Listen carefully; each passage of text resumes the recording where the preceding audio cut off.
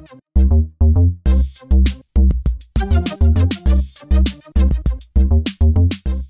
hi YouTube, Mr. User Boss here, and in this video I'm going to be talking about the top 5 games that I think the PS4 desperately needs.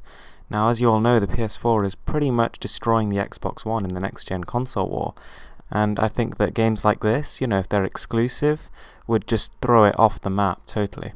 So the first game that I really want to see on the PlayStation 4 is a new Elder Scrolls game. So I'm sure you guys are all aware that with the PlayStation 3 and Xbox 360, the Elder Scrolls Skyrim was a landmark game. It was a real leap forward in terms of 3D RPGs, and it really did blow people away. However, it was actually quite limited by the platforms it was on. For example, the PlayStation 3 had so many glitches, bugs, and lots of frame rate drops as well.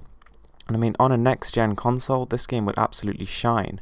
I mean, a next-gen version of Skyrim or the next sequel would just be glorious. I mean, there'd be 0 loading times. You could see the whole world standing at one point in the game. You could see every last detail, from water reflections to the hairs on each person's head. And I mean, on a next-gen platform, they could really do a lot with this game. They could just begin to start flexing their muscles. I mean, you could have drop-in and drop-out multiplayer. You could have full online matchmaking and all sorts of stuff. So the second game that I absolutely really want to see is Monster Hunter. Now, the footage you're actually seeing here is of Monster Hunter Online, which was already confirmed for PC release and just looks epic. I mean, for those of you who haven't played Monster Hunter, it's kind of like a niche offering in the West. However, in Japan, it's crazy popular. I mean, the only reason the PSP ever sold well was, well, 2 reasons. Firstly, it got hacked, and the second was Monster Hunter. I mean, this game is so incredibly popular, and there's a reason for that. It's pretty much one of the most rewarding looting games I've ever played. But it was very limited by the portable form factor. For example, when it released on the PSP and the 3DS, both Monster Hunter games were very toned back. I mean, there were long loading times between areas, very sparsely detailed environments, and, they could do a lot on a next-gen console. I mean, while it may not be a system seller in the West, it would really help Sony to consolidate the Japanese market. I mean, if you just imagine a vast open world where you can just transition from area to area with no loading or stuttering or anything, fighting these glorious monsters in 1080p, it'll just be amazing. Now, I'm really also wanting to see a Borderlands, and I'm sure this will come at some point, probably maybe in 2 or 3 years' time, as, the pre-sequel was already confirmed for release on current-gen consoles only, but I think in time we will see a next-gen Borderlands, and that's going to be great. So I mean, imagine the cel-shaded graphics along with advanced next-gen technologies like HBAO+ and advanced motion blur. They could do some really neat stuff. Now also, I mean, the whole looting and shooting thing could be expanded to a whole new level. I mean, right now there's something like a bazillion guns, a ridiculous amount, but they could take it to a new level. They could add even more gameplay elements, such as accessories that you could unlock, which were also randomly generated.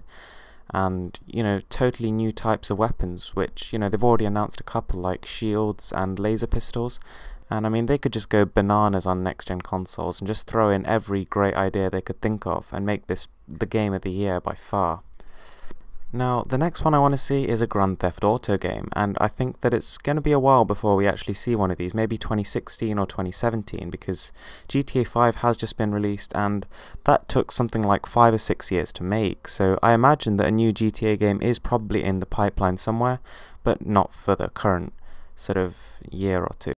Now, GTA is probably the #1 game that really needs a next-gen overhaul.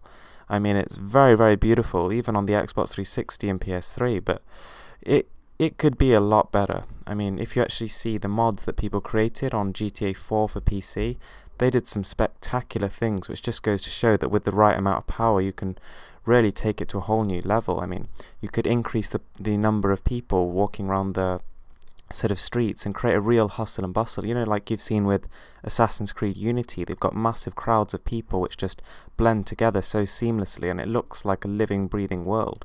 And I mean, GTA is just, it's a massive sandbox. It's one of those games which has hundreds of games within it, and you can just go around, explore, and even after, say, a couple of 100 hours, you probably still haven't seen everything. So clearly a game like this does take a long time to craft, but when it comes, and I assure you it will, it'll blow us away. Now, number 5 is Ratchet and Clank. Now this game has made an appearance on the PS2 and the PS3, and it's only a matter of time before it appears on the PS4, but here's what I want when it actually does. Number one is next-gen visuals. Now I think, just as a sort of consequence of the more powerful internals, we will see a massive leap in performance, but I also want to see improved lighting, improved textures, and a smoother frame rate. I mean, last games did have a couple of drops, which is quite disappointing for a game that's supposed to be really, really polished.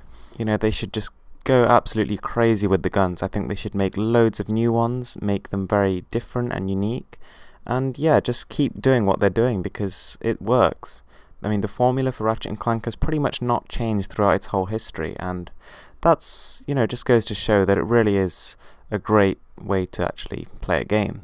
One thing I really hope they do is tone down the sort of gadget mechanic things a little bit, because I think they can get a little bit frustrating, and they just sort of beat around the bush a bit. I mean, you play Ratchet and Clank for the weapons and the combat, and then when you're sort of distracted from doing that, or you have to sort of stop to figure out a sort of very tedious but long-winded puzzle, it does kind of break up the experience a bit.